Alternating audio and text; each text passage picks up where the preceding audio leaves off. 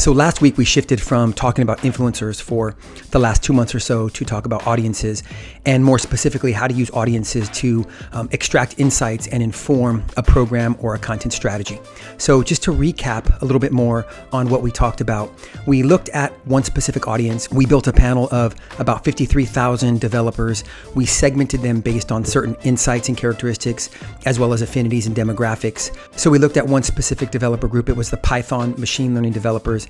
And then we examined that data-informed persona to see, of this data, of these insights, what can we use to inform something, a program, content, media relations. We looked at the buying mindset, how these developers are being influenced in the purchase funnel. We looked at influencers, who influences this group of people to buy, not your topical-based influencers, but other developers. We looked at unique media affinities. So what do they read? What do they share in terms of media? Are they reading Bloomberg? Are they reading Ars Technica? Are they reading TechCrunch? And then we talked about different ways that we can make these actionable. Now, all that data that we looked at last week, it's based on follower relationships. So of a certain group, what's the percentage of that group that follows a brand, a program, an influencer? And today we're going to take a slight pivot.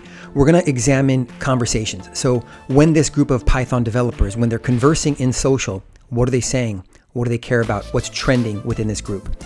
So the great thing about building these audience panels is that you can essentially search for anything that they're talking about. Imagine going to Google and typing in data science and you get results back. This would be going into our platform, typing in data science and seeing what your developers are saying. So I was doing some research and I came across this article. It was the top trends in 2020 for software developers. And one trend specifically is about Python and how it will dominate the world, and JavaScript is declining. So I wanted to not just validate if that was true or not, but see what else these developers were talking about as it relates to both Python and JavaScript. So this is a topical conversation analysis of our developer audience, specifically the Python and machine learning segment that we talked about last week. Now, if you've seen any of my other videos, you would have noticed that most of the time I do a circular analysis because it's kind of easier to segment the different categories. But in this case, I wanted to show side by side what the conversation was as it relates to Python versus JavaScript. Now, the way to read this data is by the colors. So for example, looking at Python, there are 5 categories that these developers are talking about as it relates to Python: programming, data science, Python 3, Linux, and machine learning. And the size of these boxes represent volume. So the largest volume of conversation that these developers are having, it's around programming. But if you look at the keywords within that programming color, you see things like learning and coding and beginners and project and tutorials. And so the majority of this conversation is about new developers trying to learn Python. Okay, so these are the keywords, the language, the hashtags that Python developers are using in social when talking about these topics. And the same thing with JavaScript. There are 5 main categories as it relates to JavaScript. The 100 Days of Code is the first one, Vue.js, React.js, and I don't even really know what these mean. However, these are the topics and subtopics that are relevant when these developers are talking about JavaScript.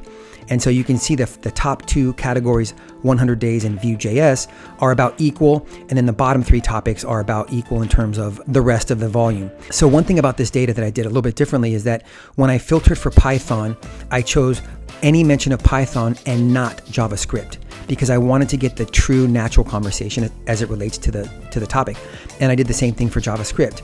I looked for every mention of JavaScript and not Python. Okay, so that's something that you should think about as you're building these Boolean logic so that you can get really deep into the conversation and find those insights. So digging into Python a little bit further. Now, some of this data I pulled from Ubersuggest, which is Neil Patel's keyword discovery tool. It's free, by the way. And I extracted all of the search terms and volume when I typed in Python to get a better understanding of what is the size of the search ecosystem.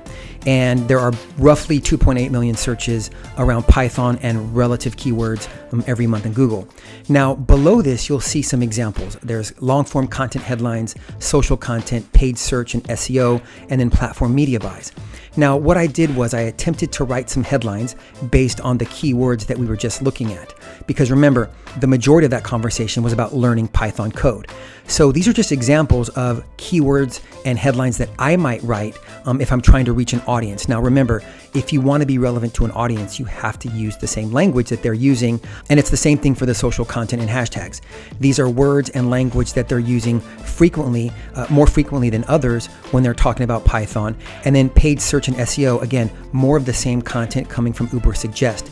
these are 3, 4, 5 word kind of search terms, which we know typically are easier to rank for than one or two keywords like Python or Python programming.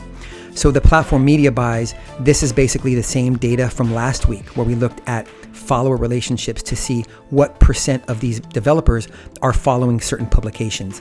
Now I did the same thing for JavaScript, right? You can see that JavaScript has a much lower volume in search, but I attempted to write these headlines, and forgive me, I'm not a developer, but I'm pretty good at writing headlines. And I just wanted to write headlines that not just considered one keyword or two phrases, but maybe 2 or 3 phrases that I found in the conversation analysis so that I can be more visible and more relevant to those who come across the content, either in social or when they're searching in Google. And it's the same thing here. It's the social content and hashtags, it's the paid search, and it's the platform media buys.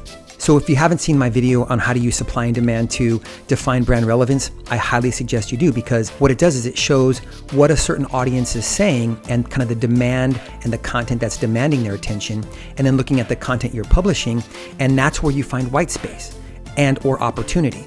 And so it's a great illustration in this video to show you, if you understand what your audience is saying, sharing, writing, reading, then you can start to replicate that content in the things that you have control over, which is most of everything in marketing other than earned media. And that concludes our time together. Right now we're quarantined in home, so I'm trying to get as many videos done as possible over the next several weeks. Hope you're safe, hope you're feeling healthy, and until I see you next time, thanks so much and have a great week.